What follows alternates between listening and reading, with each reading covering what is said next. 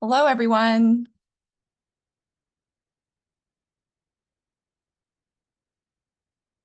Welcome to the 2024 Connecticut Symposium on Climate Change and Health.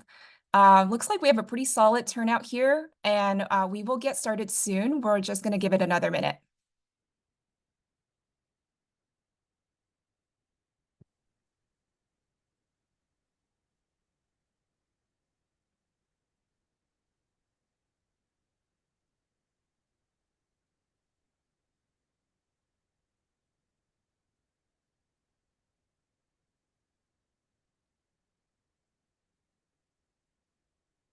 Okay, great. Let's see. Okay. Great. It looks like we have everyone who we need to be on, and I think we're going to go ahead and get started. So everybody, panelists, please let me know if I'm sounding and everything's looking okay. Great. So again, welcome to the 2024 Connecticut Symposium on Climate Change and Health. I'm Jennifer Wang, the Executive Director of the Yale Center on Climate Change and Health. Just a few housekeeping notes. The symposium is being recorded, and the slides and the recording will be made available afterwards. If you have questions, please use the Q&A feature in Zoom. We are so glad that you're here, and we will go ahead and kick it off. So, again, thank you for being here today. We have a full agenda. Sorry? Okay, we have a full agenda and some really fantastic speakers for you, starting with our welcome from Lisa Morrissey, Deputy Commissioner of the Connecticut Department of Public Health. Just to give a quick intro, before joining DPH, Deputy Commissioner Morrissey worked as a local health official since 2012, serving Danbury, Bridgeport, and the Housatonic Valley Health District, among others. She's also an adjunct professor in public health at the University of Bridgeport and Western Connecticut State University, where she teaches public health practice, epidemiology, and program monitoring and evaluation, among other topics. We are so fortunate to have Deputy Commissioner Morrissey's leadership at the state, along with Commissioner Juthani's, to tackle the climate and health challenges we are facing. So with our thanks and no further ado, over to you, Deputy Commissioner. Thank you, Jen. Thank you, everyone. It is so much of a pleasure for me to be joining everyone this afternoon. And I want to thank all of our panelists for being present today, as well as all of you. I heard that we had over 300 registrants for today's event, which just goes to show you how important this topic is to so many people across the state. Today, we can look forward to hearing from our Lieutenant Governor on Connecticut's commitment to climate change and on health work, and we'll be hearing from our partners at the CDC, as well as the state of Vermont, and hearing about how other states can be impactful, how states can be impactful in this work, and how all of the states can work together better across the Northeast. We'll also have an introduction to the Office of Climate and Health here at the Connecticut Department of Public Health. And we'll do an overview of the work that DPH has been doing on BRACE and more topics broadly, I guess, across our agency. For me, kind of sitting here in this seat, we are actually just shy of my 1-year anniversary of coming to the Connecticut Department of Public Health. And I remember it was about this time last year when Commissioner Juthani told me that environmental justice and climate change were one of her top strategic priority areas. And we've spent the last year really building that out. And the reason for that is because climate change is one of the most pressing environmental justice issues of our time. It's going to impact all humans. However, changes in climate will disproportionately impact our vulnerable communities, compounding existing inequalities and perpetuating environmental injustices, as well as health disparities. Moving from awareness to action is not going to be a simple feat, and it's going to require a paradigm shift for all of us. It's going to demand innovative solutions, holistic approaches that will address not just our environmental policies, but the broader social determinants of health. Today, we'll have the opportunity to collaborate and learn more about the work that's being done across the field. Success in addressing these health impacts of climate change requires that we all work together. So forums like this and our work on BRACE more generally can serve as models and as an inspiration for how we leverage partnerships, align resources, and mitigate the health impacts of climate change, both here in Connecticut and beyond. Thank you, Jen. Thank you so much, Deputy Commissioner Morrissey, and that was a wonderful welcome. Before we proceed with today's program, I want to give a land acknowledgement, which is especially meaningful for our conversation today. At Yale Center on Climate Change and Health and at Yale University, we recognize that Indigenous peoples and nations, including the Mohegan, Machintucket Pequot, Eastern Pequot, Schaghticoke, Golden Hill Pagusset, Niantic, and the Quinnipiac and other Algonquin-speaking peoples have stewarded through generations the lands and waterways of what is now the state of Connecticut. We honor and respect that enduring relationship that exists between these peoples and the nations of this land. Now I have the honor of introducing our special guest, Connecticut Lieutenant Governor Susan Bysiewicz, who is a tireless leader and champion of our state, who wanted to share some words of support with us. We are thrilled to have you with us, Lieutenant Governor. The floor is yours. Oops, I think you're on mute. There we are. There we are. Good afternoon, everyone. Thank you so much for having me. It is amazing to have more than 300 people as part of this important conversation. And I'm delighted to be here on behalf of both Governor Lamont and myself. We are both proud graduates of Yale and support what you are doing. And we appreciate not only the Yale Center on Climate Change and Health, but the Connecticut Department of Public Health for hosting this important conversation. This is really a critical moment for our collective efforts to address the intersection of climate change and public health. Climate change presents both an urgent challenge and a significant opportunity for public health preparedness, not only here in Connecticut, but throughout our country. As we confront escalating climate-related health risks, including those stemming from heat waves, extreme weather events, and air pollution, our administration remains committed to ensuring the safety, well-being, and resilience of all of our residents as we face these changes. Over the next hour, you're going to have the opportunity to delve into the critical health impacts of climate change, specifically within our state, as well as the proactive measures and initiatives that we are spearheading here in Connecticut to address these challenges. But our collective efforts can't succeed without the engagement and support and work of each and every one of you.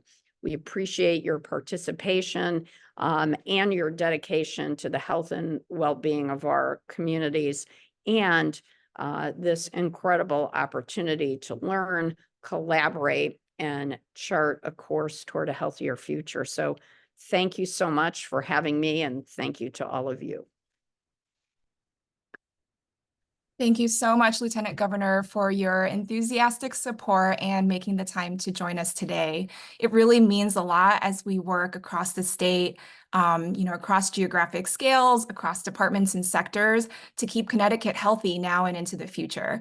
And I'm reflecting, on that new state tagline, it's like, make it here, right? And that's brilliant because for us, it means we will make Connecticut a place where everyone can be healthy and thrive, where we can do something about the climate crisis, and where we can be a force for good. So again, thank you, Lieutenant Governor, for standing up for healthy people in a healthy Connecticut. So I think we are going to go ahead and kick off the remainder of the program. So I apologize. I am working from home and I have this loud cat next to me. So hopefully he won't make too much of an appearance again. Let me go ahead and share my screen again.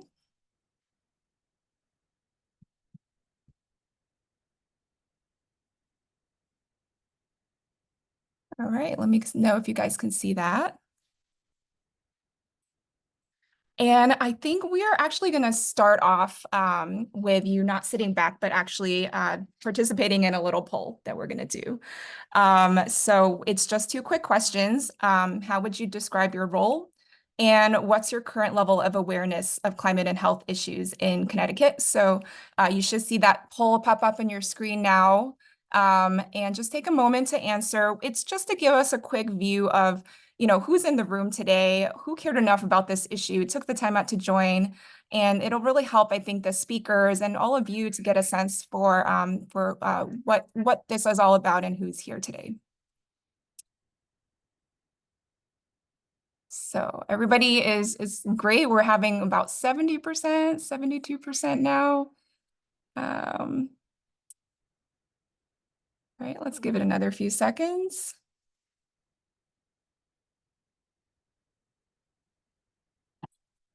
Okay, I think we're going to go ahead and close that. All right. So let's see. What's your role? It looks like we have a lot of folks from local health departments here today. We also have a lot from nonprofit or advocacy organizations. And then out of the rest of the group, we have other local government officials or from councils of government.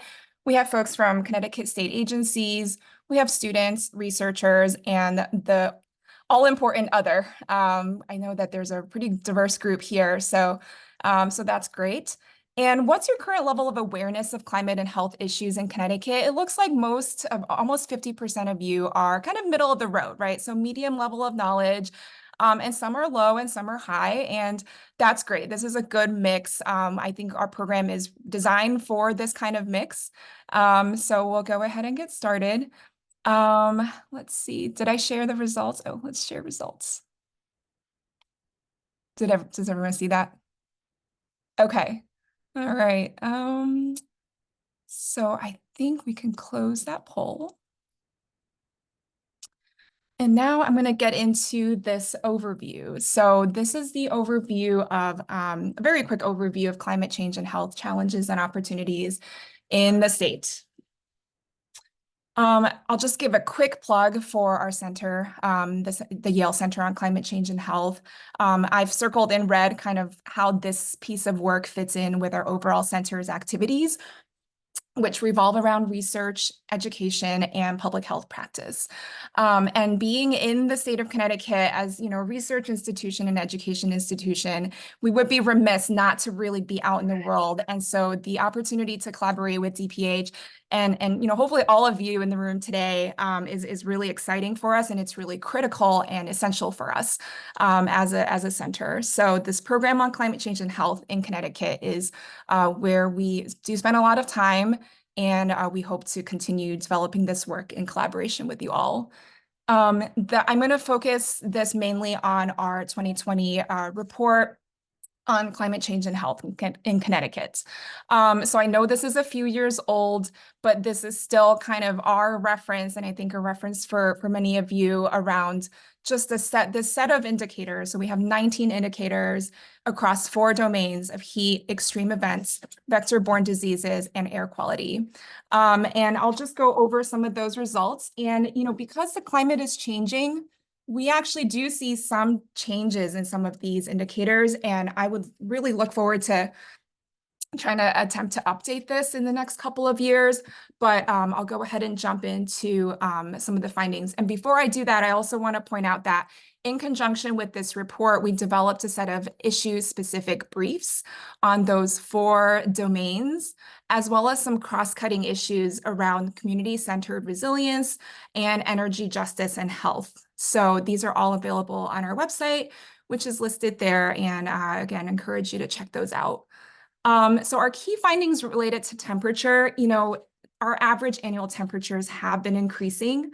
The number of extreme heat days did not increase significantly in any county, but we're going to hear a little later about why that matters, and why that still has an impact on health. The number of frost days decreased, and the issue is around extreme heat in that there were over 400 emergency department visits per year and 45 hospitalizations per year for heat stress in Connecticut, and that trend is continuing. The other concerning trend is that the number and proportion of people over 65 is increasing. So like our state is aging.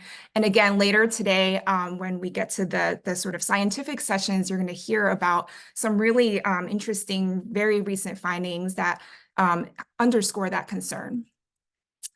The findings related to extreme events. So the annual number of heavy rainfall events have increased in several counties. The number of days with high tide flooding has also increased. There hasn't been a trend in terms of increased drought, but there's longer droughts, right? Like more intense droughts and more intense rainfall. So it's really not necessarily even the number, but really the intensity of some of these events. There were also 9 federal disaster declarations for weather events during that 10-year period from 2010 to 2019, compared to only 13 in the previous 56 years. And in recent years, we have also seen that trend continue.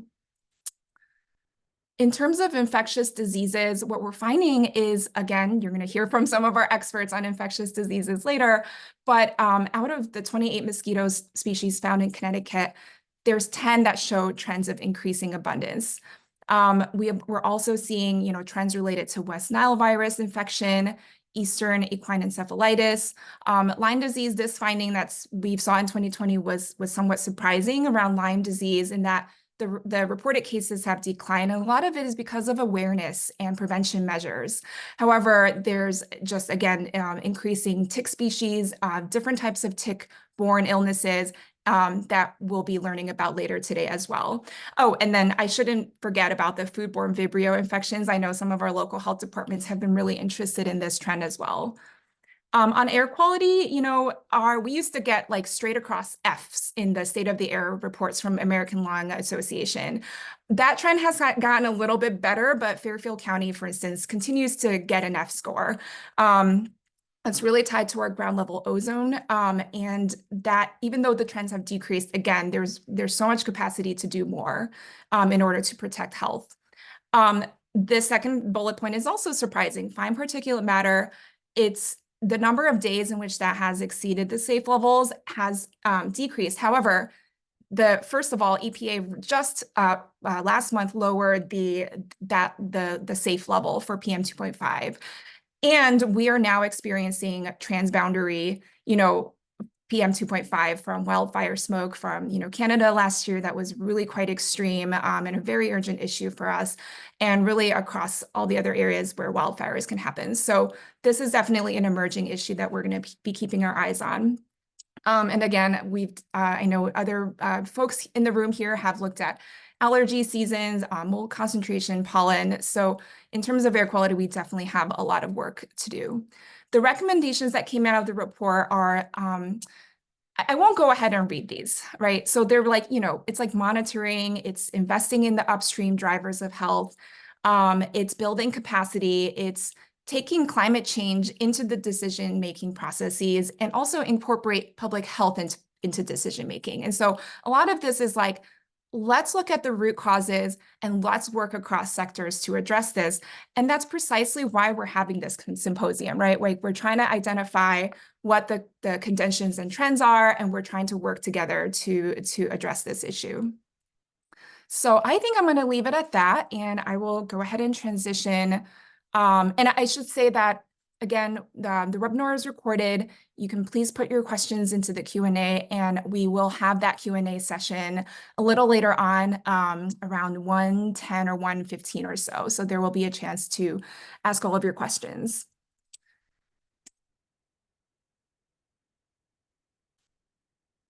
So next, let me actually, sorry about this. Oops. All right, let me stop my sharing so I can correct my slide deck here. All right, so I'm going to go ahead and introduce Hannah Beath. who is the director of the Office of Climate and Health in Connecticut's Department of Public Health, where she has been working in other capacities for the past year. She has nearly a decade of experience in the nonprofit and public sector along social determinants of health. During the COVID-19 pandemic, Hannah was closely involved in statewide testing and vaccination efforts through her work with Connecticut's Community Health Center. This experience, coupled with her Peace Corps service, first in Sierra Leone and later in Fiji, prompted her to pursue her MPH at the Yale School of Public Health to study the role of governments in protecting public health and mitigating climate impacts on health. More recently, Hannah has held fellowships with both Connecticut's Department of Public Health and Department of Energy and Environmental Protection. And let me just pull up those correct slides.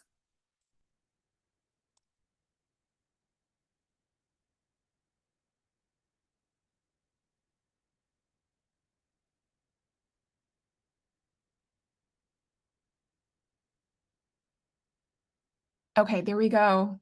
I hope I got that right. Yeah, that looks good, Jen. All right, sorry about that, Hannah. Go ahead. Great. Thanks for the great introduction, and thank you to everyone for being here today. I'm going to start by giving a brief overview of the Office of Climate and Health here at DPH before I introduce our next speakers from the CDC and from Vermont's Department of Public Health. And then we will wrap up this session taking a bit more time to talk about our brace grant work here in Connecticut. Next slide, please.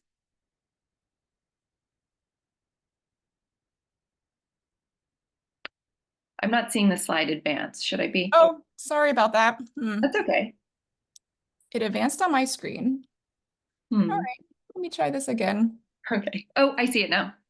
Oh, okay. All right, go for it. Okay, perfect.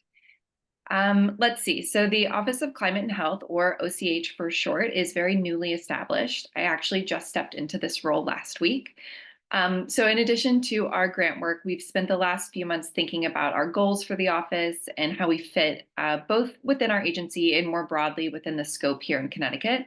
And we've settled on the 4 goals that you can see below. So the first is the broadest, and it really serves as sort of our guiding mission, if you will. And it's to increase the resiliency and to mitigate the health impacts of climate change within the state. And goal 2 focuses on strengthening our partnership with local health departments and districts, which we'll talk a lot more about during this presentation. And we really want to acknowledge that our local health departments and districts are experts on the ground, and they're informing a lot of the work that we'll do at OCH. And third, goal 3 speaks to the need to look at all existing work already occurring in DPH and to evaluate how we can, through our sort of technical assistance in the office, how we can increase resiliency in the agency programming. And then goal 4, really driving home this collaboration piece, looks to other state agencies and acknowledges just the need to expand our partnerships and align our resources to better optimize our impact. Next slide, please. So what this looks like in practice is our adaptation action priorities. So the first 2 buckets are temperature and air quality, and those reflect sort of the work that we're already doing. Both of those topics are the subjects of our main climate and health office grants. This symposium is really focused on our brace grant work, but we also hold an EPA air quality monitoring grant that we'll begin work on this year as well. And then the remaining 2 buckets are not currently included in OCH programming, but we're eager to include them, and they're both things that we would certainly love to include as we expand our office capacity. And I think we can get into these spheres fairly quickly, both because extreme weather and vectors are the subjects of readily available federal funding, but also, and maybe more importantly, because we already have a lot of internal capacity at DPH to be looking at these things. There's a lot of work already occurring, particularly along extreme precipitation events, sea level rise, and vector-borne disease. Next slide. And then lastly, and thank you to Deputy Commissioner Morrissey for kind of starting us off on this foot, but I wanted to mention that there is a critical equity component to all of the public health programming that's done, and climate change is no exception to that. So it's often referred to as a risk amplifier, meaning that climate change will affect everyone, but it will affect those who have already been made vulnerable more. So now I'm going to turn it over to Kat, my colleague from the CDC, to discuss the BRACE grant framework. Kat is a health scientist in the National Center for Environmental Health's Climate and Health program, and she specializes in evaluation, behavioral science, and developing climate adaptation interventions. She has experience designing and implementing evaluations and providing technical assistance to build evaluation capacity. And she received her Master of Public Affairs from UT Austin and her MPH from the UT Health Science Center. Thanks, Kat. Thanks, Hannah. And Jen, I can see the slides, so I think we're good. Thank you guys for being here. Thanks again to Hannah. As she mentioned, I work closely with her and Connecticut DPH on the BRACE grant. And today I'm just going to quickly provide you with an overview of CDC's climate and health program, specifically focusing on the BRACE framework and how our recipients approach heat and air quality challenges, which, as Hannah mentioned, has been prioritized in Connecticut's BRACE work. Next slide. So did you see that slide advance? Nope, it looks like we still see the title slide. All right. I'm going to have to go back. All right, 1 second. Sorry about this. No worries.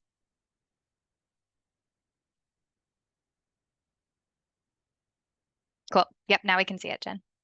Thanks. So CDC's Climate and Health Program was actually established in 2009, and as the only federally funded program to address climate and health specifically, we provide resources and assistance to some of the most at-risk communities around the country.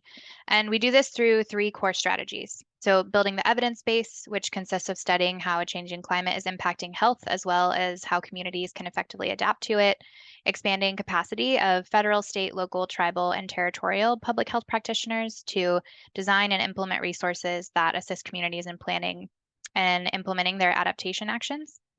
And then 3, and maybe most importantly, telling the story, which is amplifying messaging around issues of concern, who will be most affected, and then sharing best practices of how communities are adapting. Next slide. And because the health impacts of climate change greatly differ based on local conditions, CDC provides funding and technical assistance to states, cities, counties, tribes, and territories. And one of the main examples of this is the Climate Ready States and Cities Initiative, which recipients, which Connecticut is one of, implement the Building Resilience Against Climate Effects, or BRACE framework, which is here on the left side of the screen. CRSCI began in 2010. With the first grant cycle at that point. And then we are currently on the 3rd round of funding with 13 recipients, which is that map that you can see here on the right side of the screen. Those are our current recipients. Next slide. And this slide gives just a little bit further detail about the specific steps of the BRACE framework. So this framework was originally published way back in 2014 and guides public health departments to assess climate exposures and populations that are disproportionately impacted, develop and implement a climate adaptation plan, and then evaluate the health impacts to approve adaptation strategies. And so actually building off of the past 10 or so years of success of the BRACE framework, I'm excited to share that our team is actually in the process of updating the BRACE framework, which will be published later this year. So in the meantime, I'm going to give you guys a little bit of a sneak peek of what's going to be coming in the new BRACE framework. So we can go to the next slide for that. So in partnership with UMass's Chen Medical School and then practitioners in the field, some of the developments in the revised BRACE include a better centering of equity, incorporating mitigation, which right now BRACE is pretty exclusively focused on adaptation. Scalability, so depending on context and audience, they can scale up or down depending on needs and who they are. And then providing more robust guidance for practitioners, for those who are going to really do the implementing. And woven throughout all of the elements of the revised BRACE is partnerships, a focus on including the communities who are being impacted by our changing climate, and then a more flexible and open approach to different knowledge and different ways of knowing. So we're really excited to share this framework with you all. Keep a lookout in the fall for the revised version and the publication. And then next slide. So now that you know a bit about the current and future versions of BRACE, I just want to showcase a few of the things that CRSCI recipients are doing through the framework. And today on this slide, I gathered just a few details related to heat and air quality challenges, since that was something mentioned that Connecticut DPH is really prioritizing in their adaptation actions. So here you can see there are generally 3 large buckets that current heat and air quality work falls into. So first is alerts and communication, second is direct interventions, and then third is policy and planning. And I'll quickly provide a specific example of each of those. So Starting with alerts and communication, North Carolina developed a heat and health alert system. So this includes sending alerts to partners and interested community members when a specific dangerous to health heat threshold is met. And then this allows actions to be made based off of those alerts. So for an example, a library in an impacted county may open as a cooling shelter or cooling center for those with minimal access to cooling. And then in that middle column, in terms of direct interventions, New York State's Be a Buddy program is actually a really great example. So this matched senior adults with younger counterparts who were assigned to either visit or call their buddy during heat wave or high heat days. And one of the things we have seen again and again in the literature and then also in practice is that individuals who are truly vulnerable to heat impacts rarely consider themselves as vulnerable. And this intervention did a great job of kind of getting around that by providing social support to others who are susceptible to heat. And then finally, a lot of the work we see in our recipients is at the policy and planning level with various kind of heat and emergency response plans. So San Francisco developed what they're calling their Heat and Air Quality Resilience Plan, or HACR, great acronym. And it is an interdepartmental and cross-sectoral framework that addresses health impacts of extreme heat and wildfire smoke, specifically in San Francisco. And they include strategies such as adapting buildings and the natural environment to reduce exposure to extreme heat and poor air quality.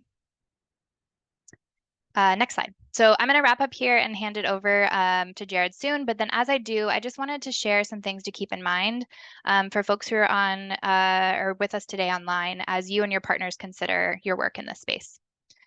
So first, each recipient or jurisdiction has really unique functionings that are important to consider for these interventions. This may feel obvious, but my example is, Connecticut has local public health systems that are decentralized, where Delaware, for example, has a centralized model. Or another example, Puerto Rico, interventions led by community health workers have been incredibly successful there, but that may not work in a state or locality that doesn't have strong community health workers. So understanding the unique functions of your area is really important when planning interventions.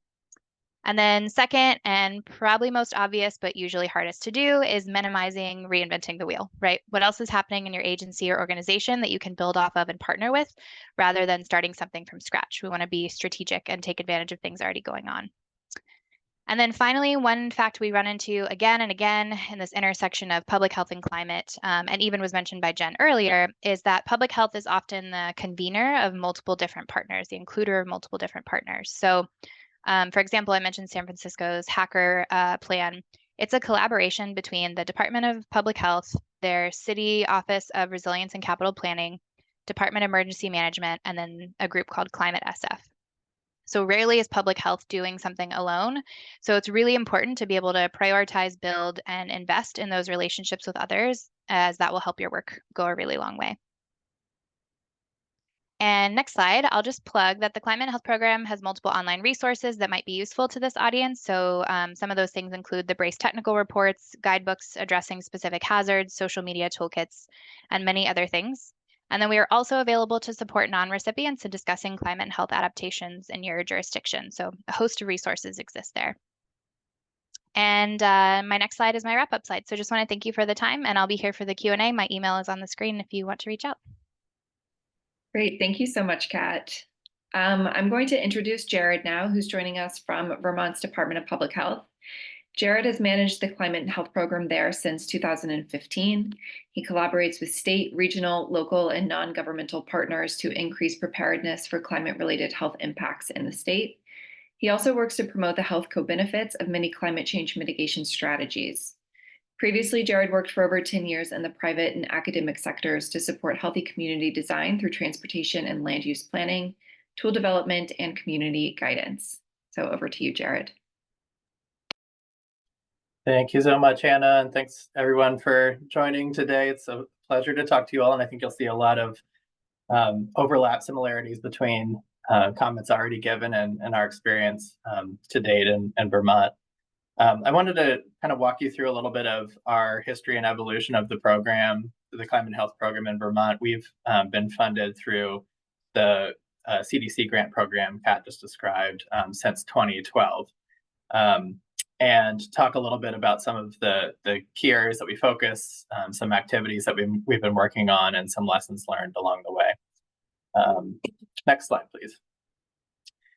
So going way back in time, early on in the program, we spent a lot of effort working with our state climatologist on getting a better understanding of climate change impacts expected in Vermont. This was certainly new territory at the time for us to be engaging on, and partnering with folks like our state climate office and partners at the University of Vermont were really critical in giving us a good understanding of what we'd be dealing with and how it might affect health. And so through that process, we found similar findings to what Jen already described in terms of warming conditions, more precipitation, more intense precipitation, but also potentially longer periods of drought. And so based on that understanding of climate changes in Vermont, we went through and assessed how that is and will in the future affect health. I think we looked at about 14 different potential health outcomes in what we called our climate and health profile report. And from that, if you'll go to the next slide, please. We narrowed down to 7 that we thought were the highest priority for us, where we expect the biggest impacts with the most certainty. And there was clearly a role that the health department could play directly or in collaboration with partners to address them. I'll say that we found, because these programs are generally fairly small, we've needed to be very strategic in where we focus, and over time, we've really narrowed from these 7 to primarily focusing on the first one, heat and hot weather preparedness, as our main adaptation focus area, largely recognizing that many of these other topics have programs, staff, funding already dedicated to them. We try to collaborate with those. We try to support them. We want to raise awareness about the climate connections to those other impacts. But we found that there really wasn't much work being done in this space of hot weather preparedness, and that there was a lot of risk associated with that. As of last summer, I think we've also really taken on wildfire smoke as well for similar reasons. We were somewhat surprised by some of the impacts we experienced in Vermont. I know there were impacts in Connecticut as well. And there wasn't a lot in the way of resources dedicated towards that topic. So we're trying, in conjunction with some of our other health department partners, to provide some support in that space too, in terms of communications and outreach. The other ones, I think we've sort of dabbled with interventions on these other topics over the years. We haven't much in recent years. We still try to raise awareness about them all. I do want to call attention to the mental health impacts, which is an area that I think we're particularly concerned about and feel particularly unsure of how to support response to those impacts, whether that's related to traumatic events like we experienced widespread flooding last year, or anxiety about climate change impacts and what are we supposed to do about them. There's a lot of evidence that just the changes that we're experiencing to our climate, our activities, our environments really have emotional and mental impacts on folks. And I think we're admittedly still struggling to figure out how to respond to that. So I want to flag that.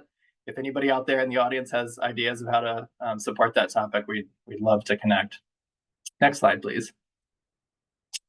I also just want to call attention quickly to all of the work we do, because we need to be so focused and strategic. We really try to apply a few different criteria to all of our outreach and our interventions, which we try to focus on people that are most exposed to climate effects. Those tend to be people that are unhoused or work outside, spend a lot of time outside. For something like heat, since that's a key area for us, folks living in urbanized areas with less tree cover tend to experience more heat. People with pre-existing health vulnerabilities, whether that's because of age, chronic disease, disability, it's pretty universal that all of the climate-related health impacts will affect people with health vulnerabilities more. And then particularly people with limited adaptation capacity. It's one thing if you're highly exposed and affected, but you have resources to respond. We really try to focus on folks like older adults who live alone and don't have air conditioning, maybe don't have transportation to reach a cooling center. Those types of folks clearly need extra support to stay safe and healthy when climate hazards hit. Next slide, please. So I wanted to just quickly step through a few activities. This is going to be very high level, but wanted to highlight what I think are some success stories and some ongoing activities that may be relevant for folks in Connecticut. One is that early on, in partnership with our other climate and health colleagues in the northern New England area, we did a lot of analytical work to call attention to the health impacts of hot weather at heat index levels below when the National Weather Service would typically call attention to those health risks and issue heat advisories. They used to issue those at a heat index of 100 degrees or higher, which almost never happens in Vermont. We saw a lot of health impact at lower heat index values, and we worked with the National Weather Service offices throughout the New England region to reduce the criteria for issuing heat advisories, and that's resulted in a lot more attention and public messaging about heat-related health impacts, usually around 2 to 4 times each year instead of 0 to 1, which was what the situation was in the past. Next slide, please. A program that we've been working on that I think has been particularly effective is a partnership with regional planning commissions and health offices. We designed some local hot weather planning guidance, and we've provided training and some small grants to those entities to then work with municipalities on developing hot weather response plans. We provide them with a planning template for doing this work, and I think we've developed about 25 to 30 of those plans to date across the state over the last 2 years. Next slide, please.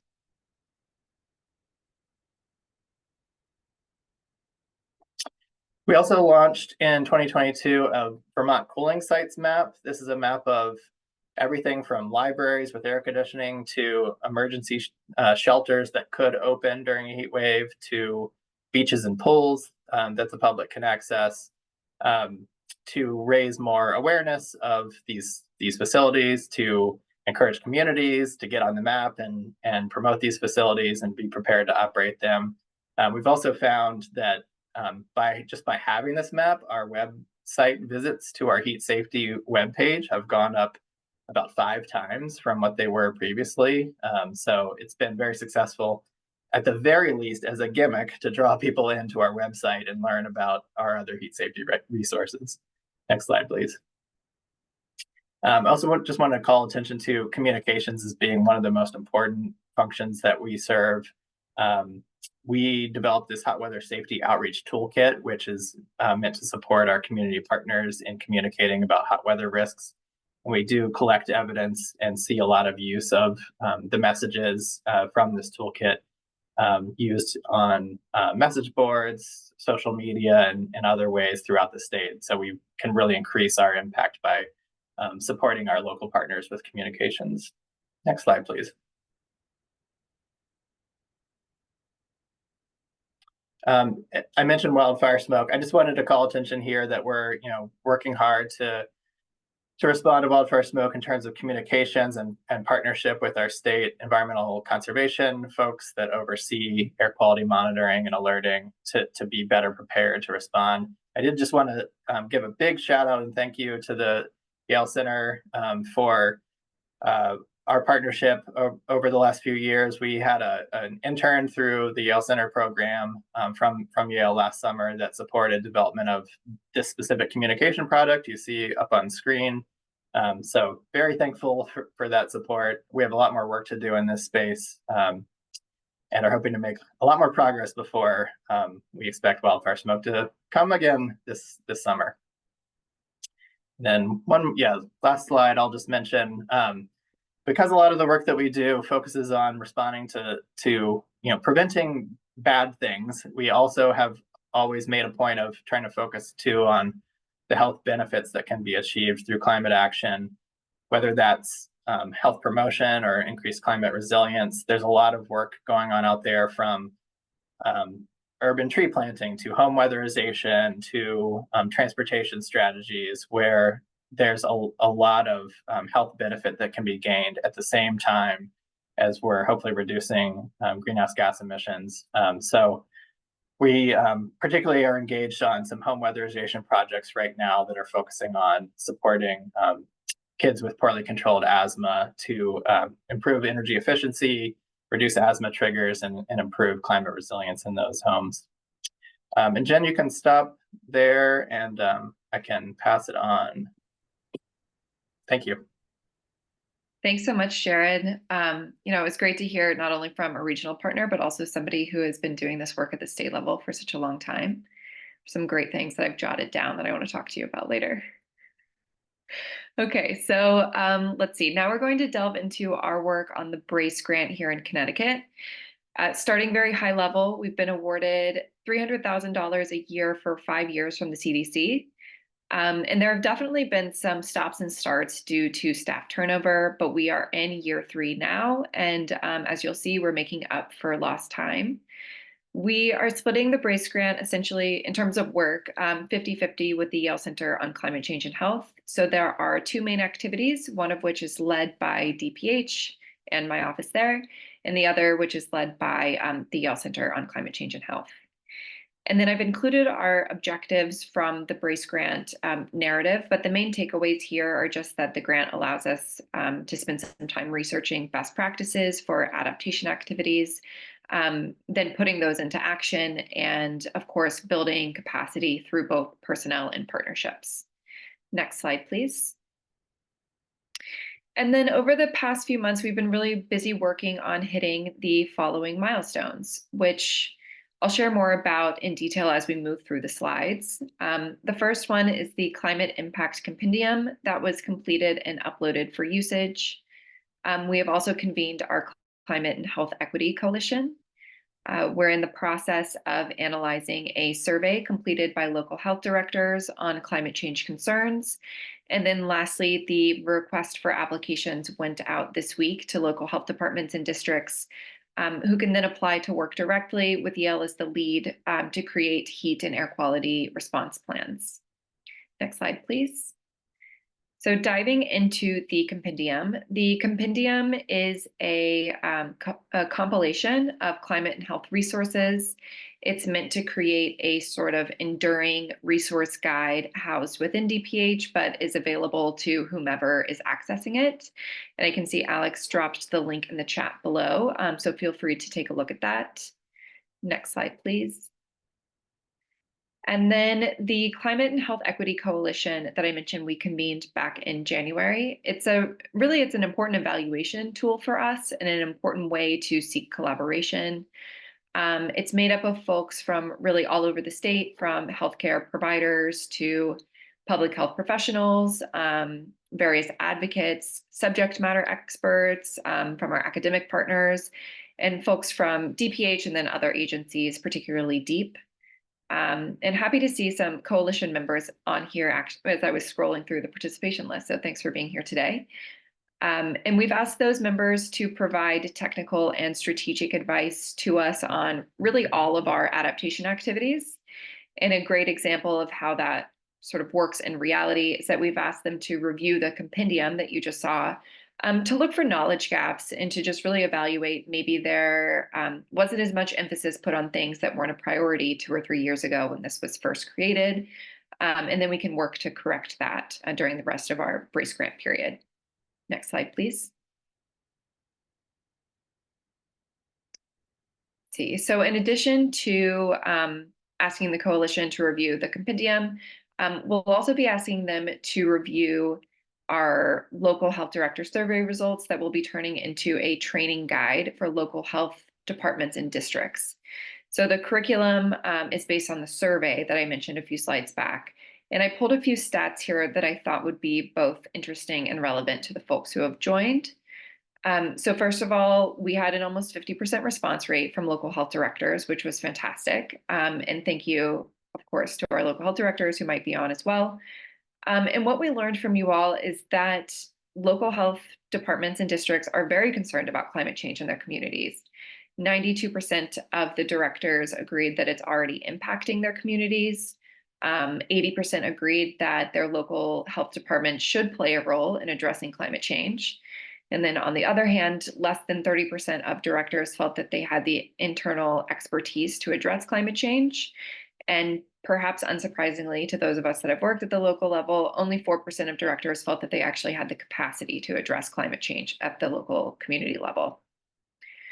Also of interest is that directors overwhelmingly chose extreme precipitation and an increase in vector-borne disease as the areas of most concern to them. So that will be reflected in the curriculum that we develop, certainly. And then we also asked them to select specific training topic titles that felt most relevant. And unsurprisingly, they selected the health impacts of climate change in public health programs and climate change as the most pertinent. And then this did sort of surprise me. Agriculture and food security felt the least pertinent to local health directors. Next slide, please. Let's see. And then, yes, our last big initiative right now is the request for applications. I mentioned that it went out this week, which is very exciting. So it invites all local health departments and districts to apply for small grants, around $25,000 for a year, to work really closely with us, and then specifically Yale as the sort of technical experts here, to develop heat and air quality response plans. And so the plan is to work with 2 local health departments this year and 2 in the following year. And we hope to enter into contracts with those folks, sometime later in the spring. So this is happening very quickly and moving very quickly. And then lastly, as we note here on the slides, our findings from that program and from our process building and how we're soliciting the local health departments and how we're evaluating them, all of that will be shared with the coalition in real time, and then later on next year during our next annual symposium. And I think that concludes my slides, Jen, so I will pass it back to you. Thank you. Thank you so much to Hannah, to Kat, and to Jared for your really great insights from Connecticut, from Vermont, and across the country. Because of time, we're just going to skip right into the next session. So I am pleased to introduce Dr. Goudarz Molaei. He is the Chief Scientist and Department Head of Entomology at the Connecticut Agricultural Experiment Station and Director of the Tick and Tick-Borne Disease Surveillance Program for the state of Connecticut. Dr. Molaei is also an associate clinical professor at the Department of Epidemiology of Microbial Diseases at the Yale School of Public Health.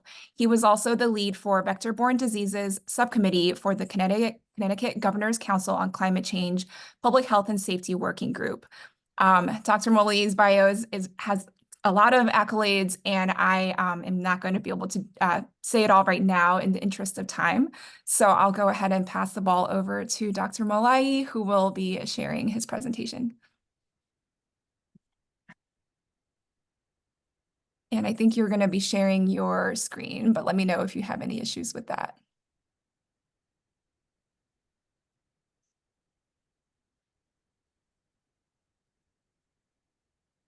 Dr. Molaei, are you ready to share your screen? Yeah. Thanks. Perfect.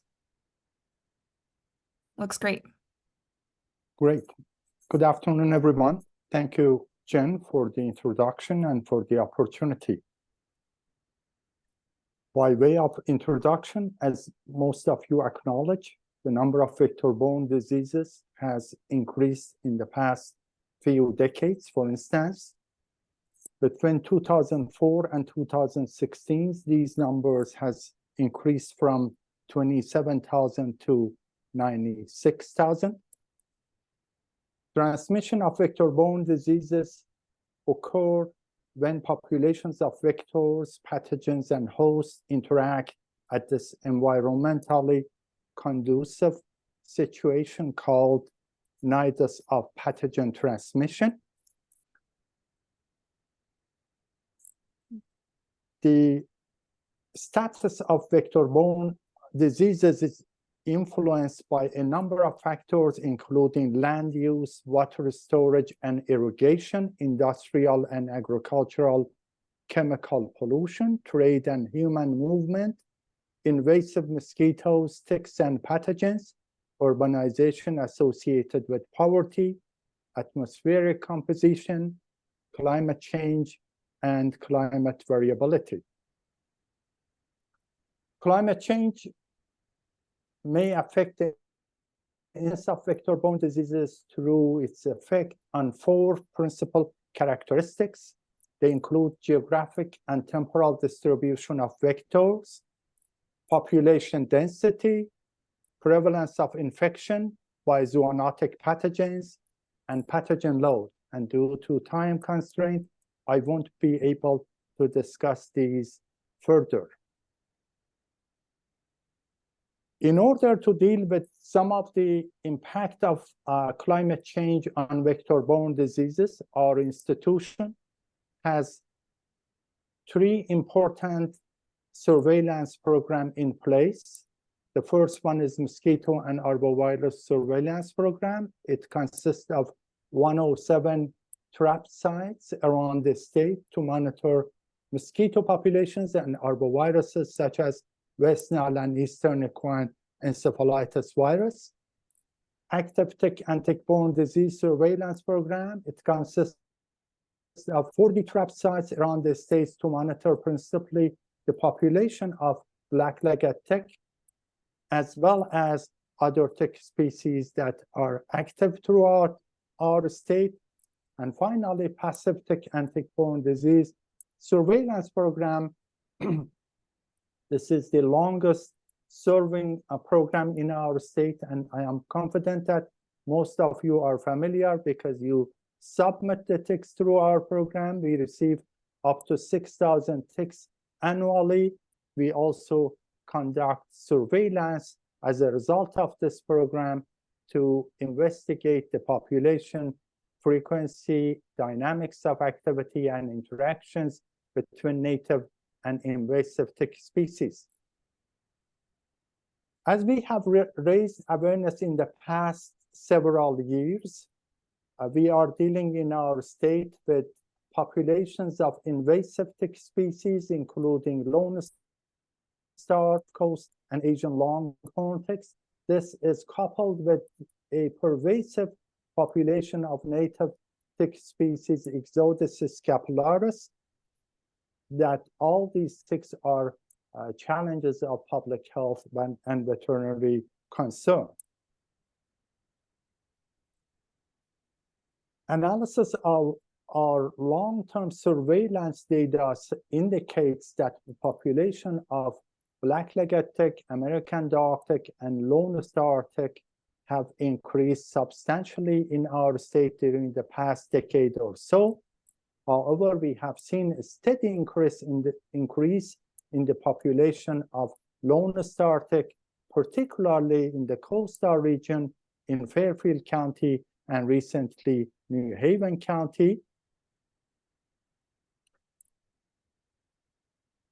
However, the changes in the climatic condition and its impact is going to have variable effect on the population and dynamics of activity of different tick species.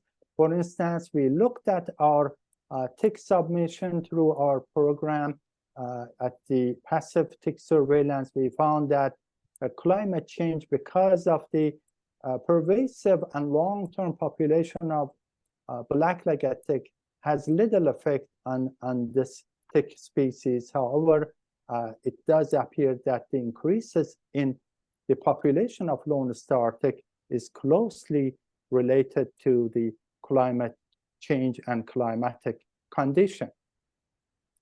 As it was discussed by others today, climatic impact of or climate change impact on vector-borne diseases is not going to be invariable, and we will see differences in the impact of climate change on different tick species and tick-borne pathogens, as well as we will see that different communities are heterogeneously affected by climatic condition. And recently, we made the following recommendations on vector-borne diseases to the Governor Council: to manage water resources, reduce social and economic disparities, promote the health of migrant populations, particularly those who work outdoors, enhance vector surveillance and risk mapping in vulnerable neighborhoods, reduce environmental risk factors for vector-borne diseases, and plan for vector-borne disease outbreaks following natural disasters. And finally, the greatest effect of climate change on transmission of vector-borne diseases are likely to be observed at the temperature extremes of range of temperatures at which transmission occurs. They will impact changes or lead to increases in pathogen transmission efficiency, increase in vector host contact, and shorten extrinsic incubation period. The effects are likely to be expressed in many ways. These effects could be short-term epidemics or long-term gradual changes in disease trends. Thank you very much.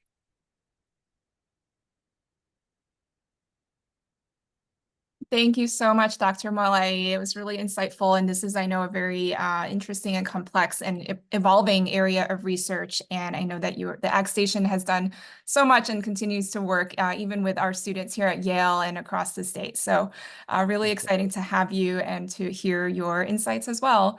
I'm going to move quickly over to Dr. Kai Chen, who was our last presenter before we move into the Q&A. So Dr. Chen is our Deputy Faculty Director and Director of Research at the Yale Center on Climate Change and Health. He received his PhD in Environmental Science and Engineering in 2016 from Nanjing University in China. And prior to joining Yale, he was a postdoc at the Helmholtz-Zentrum München German Center for Environmental Health. Dr. Chen's research focuses on the intersection of climate change, air pollution, and human health. His work involves applying multidisciplinary approaches to climate and air pollution science, exposure assessment, and environmental epidemiology to investigate how climate change may impact human health. And his work has been done mostly in China, Europe, and the US. Let me go ahead and share his slides. Okay, take it away, Dr. Chen. Thanks, Jen, for the nice introduction, and thank you for this wonderful symposium. So today, I will be just focusing on the health effects of heat and ambient air pollution under the context of climate change, with some of the findings that from our own studies, especially focus on in Connecticut or have Connecticut context. Next slide, please. Next one, please. So when we talk about heat, what do we talk about? When a certain threshold above the ambient temperature. So it turns out from decades of research, so the health effect of temperature is really twofold, where it goes either too hot or too cold, it can kill people, make people sick. But also, if you look at what we call the relationship between temperature here on this figure on the x-axis and your health risks on the y-axis, what you really find is on when it goes too hot, heat doesn't need to go to that very extreme. For example, go above the 90th or 99th percentile of the temperature distribution in order to kill people. So we actually see a lot of the temperature within the range of moderate hot days. They can also kill people. And because we experience more days due to this not that extreme hot days, so we actually are seeing a lot of health burden from these moderate or heat or cold days. Next slide, please. So if we're just focused on heat, we did a recent study in Connecticut, pulling the data from the mortality database and to examine the association during the warm season temperature and mortality risks. On the left hand, you can see roughly there's what we call a G-shaped relationship. So that means in the summer temperature, when it goes up too high, you will see an increased risk for mortality. And if we define the extreme heat as the temperature above the 90th percentile, we can see roughly during the 12-year period that we studied from 2005 to 2016, there were about 370 deaths could be attributed to this extreme heat. So that would be equal to roughly 30 deaths per year in Connecticut. Although we are not in a traditionally very hot state, we are still experiencing 30 deaths per year due to this extreme heat. Next slide, please. And if we look at to the future, so with climate change, for example, on the left side shows a study that we recently did using 800 cities across 50 countries. That includes 4 cities or locations in Connecticut. So what we see is that with climate change, if we in the future 2055 to 2074, when the global average temperature reached the 3 degrees Celsius, we can see that the temperature increases worldwide. And as a result, we'll see this future heat-related mortality increase. And the bad news is it's not only climate is getting warmer. In the meantime, we know our society we are aging society. So in the future, we'll actually have more people entering more than 65, more than 75 years older. And on the right hand, when we see the temperature and mortality risk relationship, unfortunately, we see that, relatively speaking, the older adults compared to the younger adults, they are having higher risks, not only for heat, but also for cold. So you can imagine in the future, we have more older adults and we also have a warmer climate. So the heat-related mortality risk and the cold-related mortality burden, actually in this study, what we found is they're gonna be tremendously increased in the future. Next slide, please. So what are we going to do?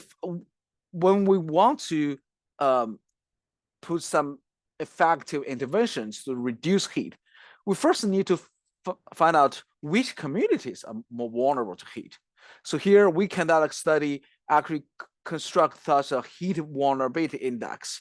That index is actually available for majority of the census tracts in the United States.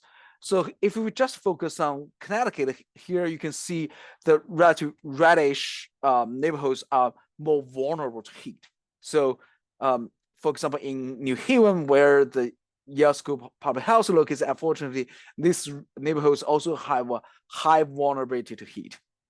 But if you look at it statewide or the whole nationwide, people living in communities that are historically redlined in the Great D area, or communities with more minorities such as Hispanic or Black communities, they are actually also more vulnerable to heat.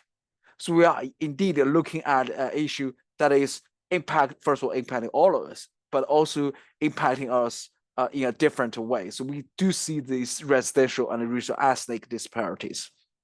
Next slide, please. So if you're interested in the heat vulnerability index that we have developed, you can scan the QR code. I'm sure you will have the recording of the slides available. You can go to our online tool page that you can find out your zip codes, your city or town, and what is heat vulnerability index compared to the statewide, compared to the nationwide, and find out more information about different communities. Next slide, please. So unfortunately, in addition to heat during the summer, as you may recall, we also experienced some other extreme weather events. And last year in particular, we see in the East Coast for the first-hand experience of this orange sky because of the Wi-Fi smoke from Canada. And this just shows a figure in New York City, the skyline during this, what we call the smoke wave period from June 6 to June 8. Next slide, please. So what's in this smoke? It's not just something that blurs our visibility. The particles inside is called what we call fine particulate matter pollution. These are the smaller particles that usually 1 of the 20th or 30th of a human hair. So typically these pollutants are smaller that you could not see it. But when it has such a high concentration, it can affect our visibility. That's why it makes the sky looks orange. And that actually tells you how polluted this air pollution is during the smoke wave. So here we did a study quickly to look at the EPA monitor stations. We see that in New York City, in all the boroughs, the daily average level of that fine particulate matter pollution is roughly about 150 microgram per cubic meter. So give you a context, normally in New York City or here in Connecticut, that should be within below 20 or usually below 10 microgram per cubic meter. So you see, we see a roughly more than 10 times jump in the air pollution level during that Wi-Fi smoke. Next slide, please. So what does that mean for health? Well, these small particles can actually enter into our body. So, some smaller enough can penetrate into the lung and it goes circulate around the body. They can lead to what we know respiratory illnesses, but also trigger cardiovascular events. Some even can have impacts on kidney disease, impact our brain health, leading to cognitive decline and even dementia. So having that knowledge in mind, we did a quickly study to conduct a near real-time assessment based on the emergency department visits in New York City, comparing these asthma-related ED visits during the smoke wave and before and after the smoke wave. So we can see that roughly there about a 40% increase all of a sudden because of this Wi-Fi smoke. And that impacts across different age group and across different boroughs. So yes, indeed, we are all impacted by this Wi-Fi smoke. Next slide, please. So within the air pollution is a mixture. So it's not only about the particles, it's also about all the other gaseous pollutants. And one particular gaseous pollutant is called ambient ozone pollution, which unfortunately is a severe problem in Connecticut we are also facing. So ozone pollution is also closely tied to climate change, because with a warming climate, we are actually going to see more and more ozone pollution. So here in this recent work, we conducted more than 400 cities around the globe, including some of the Connecticut cities. We see clearly that in the future, if we do not mitigate our climate change, do not reduce greenhouse gas emissions, we'll see an increase in the ambient ozone pollution worldwide, especially in these already polluted cities like Connecticut. Next slide, please. So what does that mean? So ambient ozone pollution, even a few days exposure, like we experience this high level ozone pollution, can lead to substantial health impacts. For example, in one of the recent research we did, we shows that a few days of exposure to this ambient ozone pollution can lead to increased mortality risk for not only respiratory disease, but also cardiovascular system diseases mortality, including hypertension, stroke, or ischemic heart disease like heart attacks. Next slide, please. So when we factor into the adverse health impact of ambient ozone pollution with the fact that we know in the future, if we don't really have a strong mitigation, we're going to have increased ozone pollution due to the warming climate. That would mean in the future, we're going to have a penalty from climate change due to the increased ozone-related mortality. So we see that evidence clearly across the global, including these Connecticut cities. And we see that from a high emission scenario, there will be a much larger increase in the ozone-related mortality. But in another scenario, the scenario SSP 1.2.6, that we can actually keep the IPCC target alive, the 1.5 and 2 degrees Celsius target alive, then we can actually reduce the ozone-related mortality burden in the future. Next slide, please.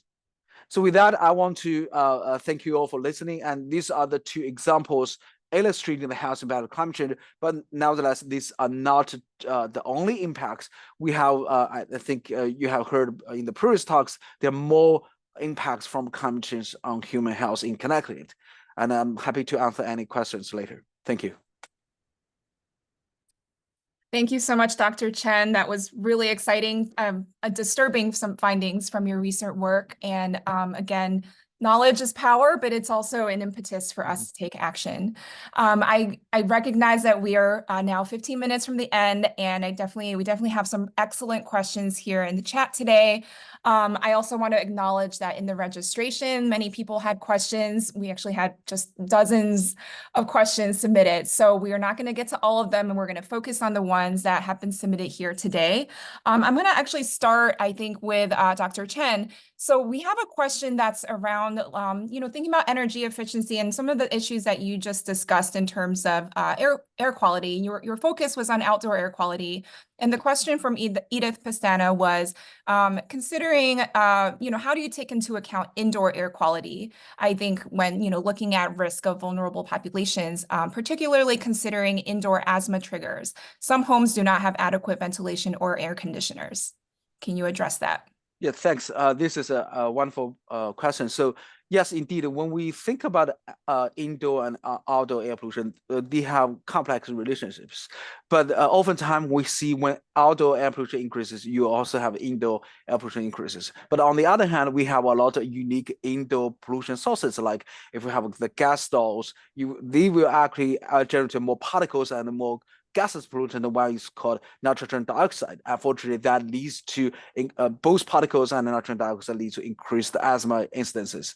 So I think there are some other studies showing that some effective interventions that we can individuals or families can take to protect our house, some including the clean cooking stove and some other options that we can do in addition to the ventilation solutions.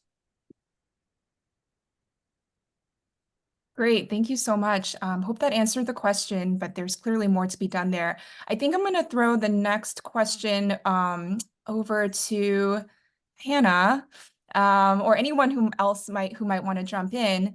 The question from Sarah Walters was, how is DPH leveraging the substantial climate sustainability and adaptation work being done by other Connecticut agencies and institutions, for example, CIRCA and DEEP's Urban Forestry Program? Is there a plan to collaborate on climate adaptation programs and incorporating a health equity lens?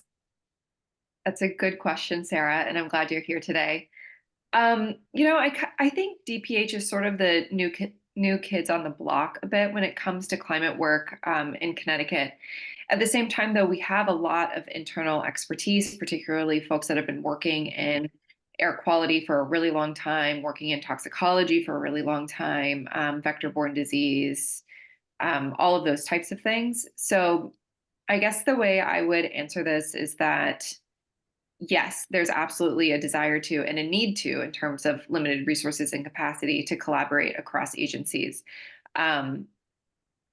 into the existing work that DEEP and others are doing. I think there's also a need on their end to collaborate better with us to ensure that the public health lens is being applied into their existing work. I don't think we have a formal structure for doing that right now. It's sort of based on organic collaborations.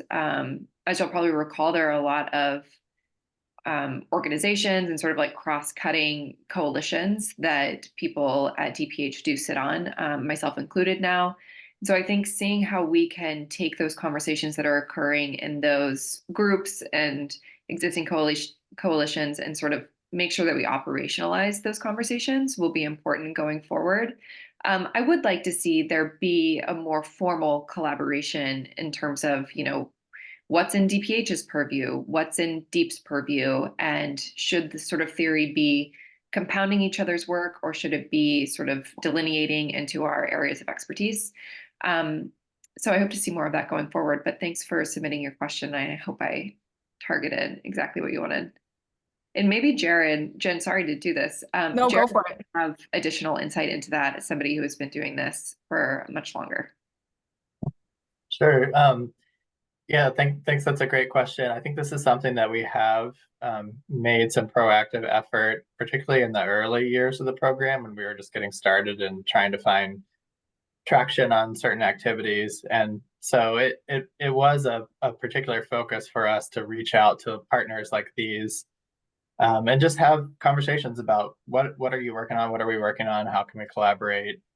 Some of those admittedly went nowhere, but others turned into really fruitful partnerships. Urban forestry, for example, is one where we realized early on that we both could support each other's goals towards increasing urban tree planting through some Arbor Day Foundation programs that the health department was able to provide some funding to support and provide some guidance on how to focus their efforts into the right communities, connecting with local partners. So I think we really specifically did try to support the health equity aspects of those urban forestry programs. And it's about 7 years later, and it's sort of one of the success stories where I could say, I'm not really sure what's happening with that program now, other than that it's thriving, and they don't really need my involvement at this point, which is perfect partnership that we, helped kind of get that off the ground and get it moving. I think for every success story like that, I probably have, a counter story that's time invested in trying to get something going with a different partner, and because of funding, personality, conflicting priorities, whatever, some of those things don't work out. But I do think I would just say, because I think the work that we're doing is so important and interesting for others, and they see the need to collaborate and support it. I think it's, at least from my perspective, given me some nice opportunity to just reach out and, like Hannah said, organically try to create new relationships without needing the mandate or the formal structure to do that. I think that always helps. We've had a health and all policies task force in Vermont that's cross-cutting across agencies. That's really supported this type of activity. So if there's formal structures like that to piggyback on, that's great. But I'll just encourage anyone to just reach out and make new friends and try to find new activities that we can all work together on. Wonderful. Thank you so much, Hannah and Jared, for addressing that question. I want to move on to Cindy Moore's question, which Dr. Molaei said that he wanted to answer live. So the question is there a table or collection of resources available for professional health societies to share with their clinician members who want to include handouts or tips in their waiting rooms and distribute to their home care patients? Sure. Thank you very much for this question. I just want to mention that we have all these handouts available in our institution, and we would be gladly sharing these handouts with you if you request, and we can mail them to you as well. So one thing I want to mention, that in order to expand the knowledge of vector-borne diseases and reach out to various sectors and populations and professional groups, we recently have received a major funding from CDC that's called TECH funding, that stands for Training and Evaluation Center. And as a result, we have established, or we are also continuing to establish, programs in educating various groups on vector-borne diseases. The first group are emergency medicine physicians. We are enrolling up to 1,000 emergency medicine physicians to train them on vector-borne diseases, particularly on tick and tick-borne diseases. In addition, we have established courses, concentrations, and minors in various state schools in vector-borne diseases, and in some schools we are establishing vector-borne disease master's programs. These are some of the efforts that we are doing in order to make sure that our communities are well prepared to deal with the issues that brought upon to us by climate change, and is impacting the vector-borne disease dynamics and frequency in our state. I am recognizing that we are having some really great questions and answers here, and we're going to be probably doing one, at most two more. And I think we're going to have to throw a question over to Kat here. I don't know if there's one in particular that resonates with you out of the remaining ones. And the ones that I thought about were, some questions around engaging with schools, around mental health interventions, or how can public health efforts impact policy? I don't know if any of those, or there's a different question you would like to take and share your insights. Yeah, thanks, Jen.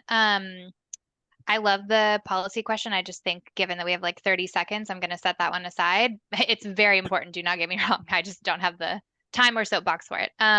Maybe I'll just speak to, and it's not a great answer, but the question that was related to, I think it was from Maggie about kind of education, schools, mental health interventions.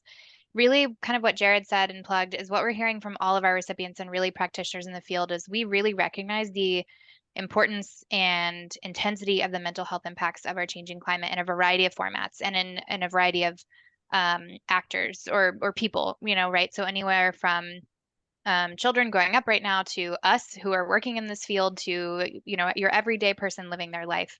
There really is this growing understanding that there are mental health impacts and needs. The thing that's really hard and the answer I don't have is what public health can do about it. I think we're really trying to figure out, much like we are for a lot of things, what our specific lane is and how we can really provide support there. I think much like we do for a lot of things, a lot of it is just starting to talk about it more. So I think even how Jared did, where it wasn't necessarily the focus, but like, hey, we want you to know that this is important and we're thinking about it, trying to start socializing that and getting that more. We are hearing much more from our partners and recipients of this priority. So I think we're starting to have more conversation around it, which I'm hopeful is a really great precursor for us to start to figure out like, okay, how can we with our group of partners and other agencies, try to effectively address this. And again, it's a multi-level problem, much like a lot of the things we try to solve. So not necessarily a great answer or a totally useful answer, but it's something that it's on everyone's mind. And I think it's great that we're continuing to talk about it and think about it more, because I think that's how some of this action and things start to shift and become. Thank you so much, Kat. And to all of our speakers and to all of our participants today, I'm going to attempt to give a 3-minute closing. And I just want to reflect on what Kat and many of our panelists said, which is that climate change is happening in real time. It's affecting us now, and we're figuring this out in real time. As the Deputy Commissioner Morrissey said earlier, this is not easy, but this is our opportunity to collaborate and all work together across public health and other sectors. I think that there's this cycle, right, of the science that we heard a little bit of from Dr. Chen and Dr. Molaei, establishing the health impacts, establishing the vulnerable populations, and really what are the health benefits and the avoided mortality and disease burden that we can see from taking climate action and adapting to climate change. From there, we really need to get into the collaboration, just finding the solution, workshopping, coming to events like this and talking with each other.